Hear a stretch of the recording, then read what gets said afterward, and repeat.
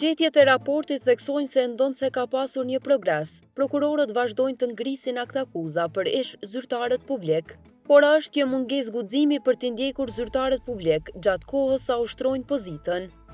Jo, në asnjë rast, nuk besoj që ka prokuror këtu i cili nuk fillon hetimin vetëm pse një zyrtar e ka një pozitë caktuar.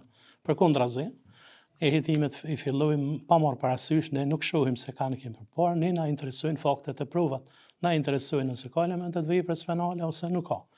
Në dy rastet, në rastin e parë nëse nuk ka që e hudh, me njoftojmë palët, po edhe në rastin tjetër nëse gjejmë se ka elementet veprës penale, në secilin rast e ngrisim aktakuzën dhe i dorëzojmë për gjykatës kompetente.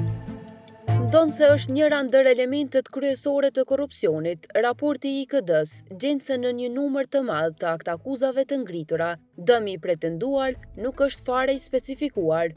Kështu, mospërcaktimi i lartësisë së dëmit në aktakuzë e vështirëson gjykimin, sidomos kur shuma paraqet formë të kualifikuar të veprës penale.